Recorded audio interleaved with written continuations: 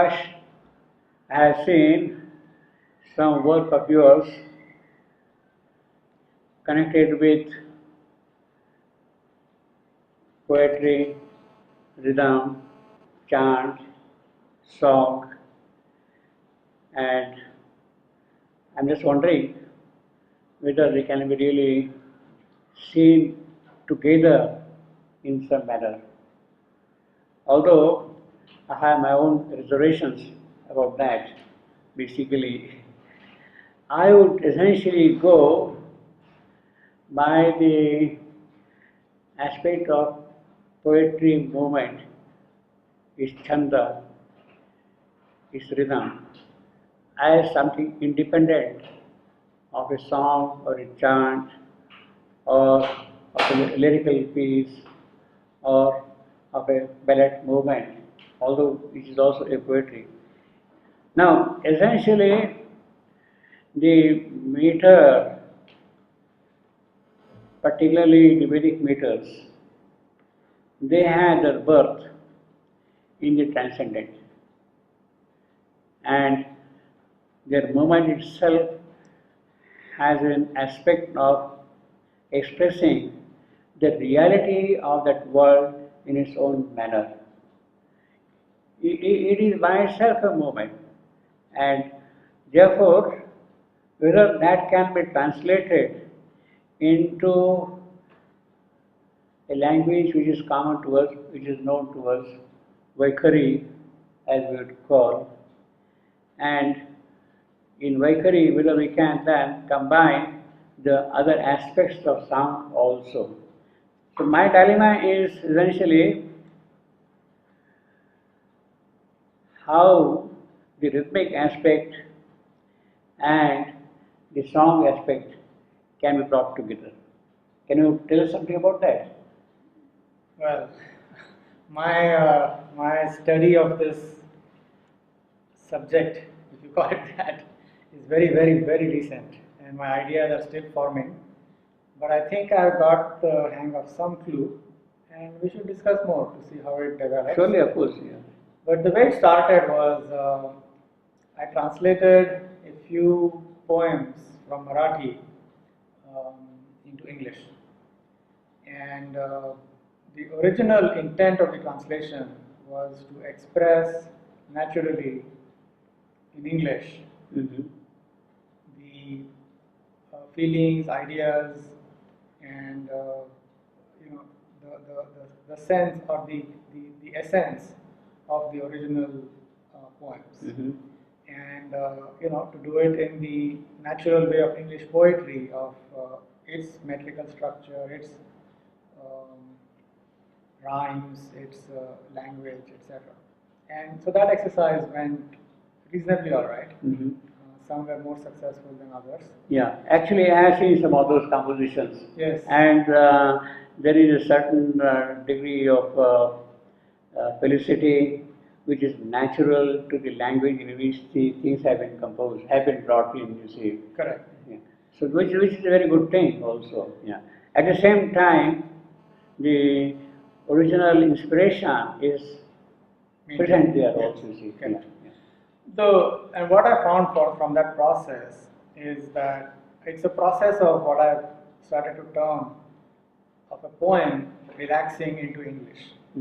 So I first made a literal translation. Yeah. And that of course was word for word, sense for sense literal translation, which did not make that much meaning in English. Because the imagery, the cultural context are not translated. But that's the first true fidelity attempt. Okay. And then you perturb it or change it to become more English. Then you get the first version. And then after some time and what I would call relaxation of that poem and also relaxation of the poet, if you want to call it that, it becomes more English. Sometimes it went into a third version, fourth version, sixth version, and by then it would become relatively good English poetry, which still kept the original ideas, thoughts, feelings, but became natural to English and were comparable in that sense. And later on, actually, I read a saw a series of lectures by Leonard Bernstein. Yeah. But essentially, he goes to show, this is based on language theory, Yeah. how there is a deep structure of language. Yeah. And when you reach that deep structure, you can come back to a surface or expressive structure in different ways. Yeah. So that's, I would say, roughly the process. Okay. That process applied to what I would call the meaning of the poem or the song, but not to the other aspects of it. Yeah. Each of the original Marathi poems that I looked at was is also a beautiful song. It has been sung and composed to music, and so it's an organic whole. There's a poetry aspect, there's a song aspect. They all come together with melody, harmony, etc., and it becomes one complete piece. So only one part of it has been translated to English. And I was thinking, what is it that makes a poem singable or a song, and what needs to happen to the poem that I wrote to change it to become a song. That was the original search. But now, before you proceed, may I just ask one small question? Well, not a small question also.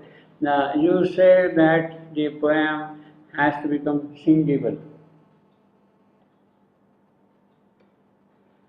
which is all right, because that is your idea of translating from one medium to the other medium, when the original is in the nature of a song. So to what extent it is singable in the translated medium, which is a very legitimate question also. But singability in one language would not necessarily lend itself to the singability in another language. I don't mean that it has to be sung with the same tune or the same melody. It will find its own melody, which is natural to English or natural to whatever medium it is in. No, but still, my question is not that. All right, I mean, it adapts itself to the new medium. It's okay. But apart from the singability, there has to be a kind of a natural readability of the composition. Absolutely. So how do you take care of that part of it? Well, the natural readability of a poem comes from its metrical structure. So that is well known. How what is the metrical structure of the poem and how it scans, and that is the format, or that is the underpinning of that poem. Okay. So that is one aspect of it.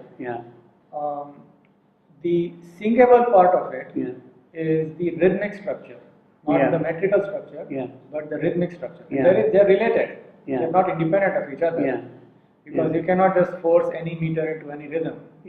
But the two have to come together harmoniously. And then in a song, there is a third aspect, which is a tonal variation. The voice frequency of voice goes up and down into a melody. So what I found, cutting to the chase, going forward a little bit. No, but you said the frequency, or you are talking of the loudness? No, not loudness. The frequency, the pitch. Pitch itself, different notes are used in a song, which is the color or the chromatic variation, or essentially the melody of that song. So anyway, if I just go forward a bit, what I found is that a poem as a work of literature, which is read or recited, has a metrical structure. And you read it according to that meter. And that induces a rhythm of its own for reading or recitation. Now, if you are able to have a rhythmic structure for the poem, by rhythmic structure I mean that certain things recur at a certain period. Well, actually, that is the very nature of a poem. The fact that you are calling it a verse, it means it comes back to its own original rhythm, basically. That is what the verse word would mean, you see. Yes, but it is kind of an inverse, going back to the original starting tune, see. So that is sort of natural for any poetic metrical composition? Maybe not. I don't know. Okay. But when the metrical structure and the rhythmic structure come together, and when the third thing comes together, which is the tonal structure or the tonal variation, all three together become a song. Okay. Okay. And by rhythmic recurrence, what I mean is that it could be the rhyme that recurs, or it could be the stress pattern that recurs, or it could be the length pattern that recurs, the quantitative part that recurs. But there is some sort of a recurring part of it which happens rhythmically. And then on top of that, when you give tonal variation, you get a song. So I was thinking that what if you separate the rhythmic part from the tonal part, and you just take a metrical structure, which is a poem, a recited poem, and you fit it into a rhythmic structure, or not fit it, but explore what is the natural rhythmic structure for that meter, and say it according to that, but not necessarily have too much tonal variation. Then you get a chant, essentially. And in a chant, you must follow the stress structure, the quantitative structure, and the natural cadence of speech, while maintaining the metrical structure of the poem and maintaining the rhythmic structure of that rhythm. So that's a chant. When you do tonal variation to get a song, oftentimes you can lose or slip some of the stress structure or quantitative structure to fit into a melody. But the melody and the orchestral harmony, etc., of the song adds so much other elements to it that you have the license, you have the permission to not sing it as it is spoken. You can get away with the stress, you can get away with changing the quantity, so long as it sings. But in a chant, at least a good one, you must follow the structure of the language while maintaining the rhythmic and metrical structure. And a certain repetitive pattern. Exactly, rhythmic and metrical structure, along with the spoken structure of the language. So that, in essence, poem, chant, song. So I was looking at what is the correspondence. Now, before you proceed, let me just ask something in the context of the old Sanskrit literatures. I was going to say the same thing, which is, if you look at, there are various chanda. For example, just from memory. Trishtuba. But just from memory, if I were to chant a few, it will go something like Agnimire Purohitam Yajnasya Devam Rutvijam Hotaram Ratnadhatamam, and so on. So there is a rhythmic structure. The tonal variation is limited to 3 tones: low, mid, high. And it's the rhythmic structure, the metrical structure is quantitative, based on length of syllables, but it fits into a rhythmic structure. Well, that is the very nature of the chanda. That's that chanda. That's the very nature. Now, what I am trying to say is when the poet, the rishi, got that particular shloka or that particular sukta in the Rigveda, he didn't get it in the form of a chant. That's correct. He got it as poetry, basically, in terms of quantities and all that thing, and depending upon the meter. Now, that particular composition, in fact, the whole of Rigveda is of that nature. Later, in the course of development, the Samavedins, they converted that into chant. Chant, you see. Basically, the poetry part of it is concerned, is finished with chanda and a metrical pattern. Now, whether it was received as a song or a chant, that rishi doesn't care. That is correct. But the chanting is true to the original meter and poem. and Obviously, it has come about through it Yeah. and expanded. I was Yeah. just going to take a couple more examples. Yeah. If you like take some of the older Upanishads also, Yes. like Taittiriya, for Yeah. example, there's Aham vrukshasya reriva kirtya prustham gireriva, etc. Yeah. There's there's a Yeah. rhythm Yeah. and Yeah. quantitative Yeah. meter Yeah. and a rhythmic Yeah. structure. Yeah, but basically what I'm trying to say is the poet who made that thing, who got it. It's okay. Yeah. It's okay.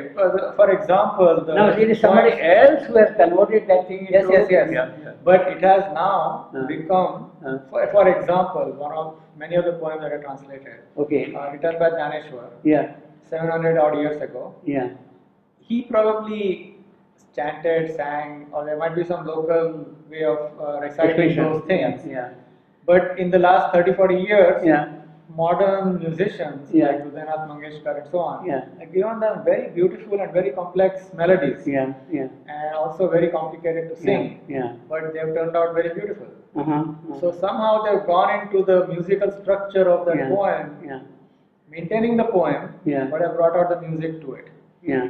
So it is okay to do it later.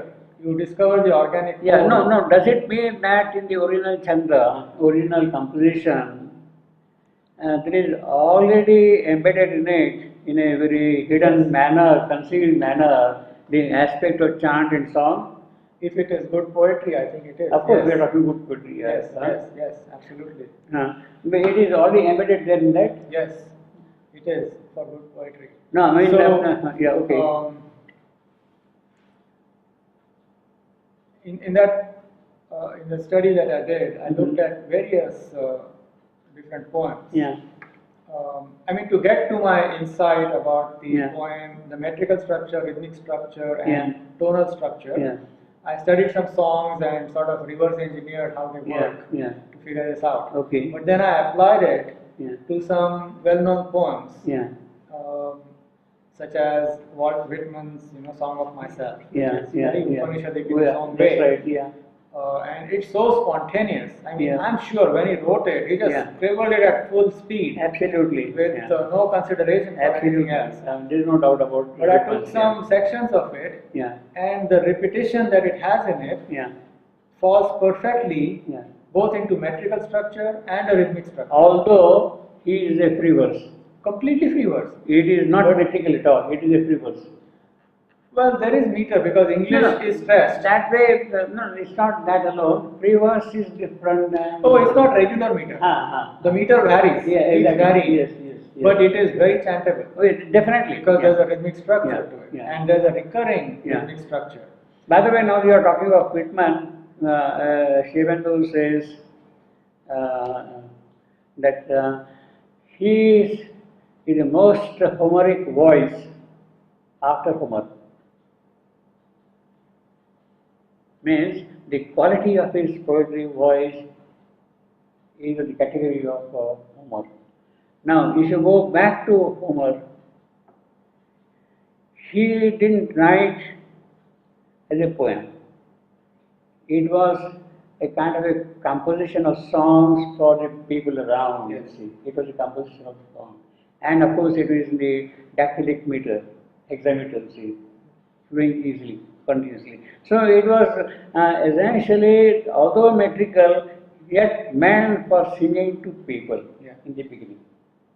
And in that sense, you can say that Homeric poetry is both simultaneously. But later on, the kind of epics which we have, they became more literary. Mm-hmm. Divine Comedy, Virgil's Aeneid, or Milton's Paradise Lost, they have become literary epics.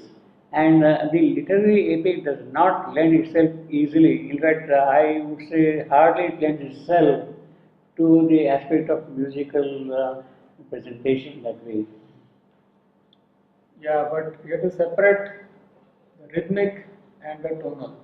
Okay. I have not studied either of those. No, okay. But Yeah, I'm guessing that Yeah. some sort of rhythmic structure will emerge from them. Yeah.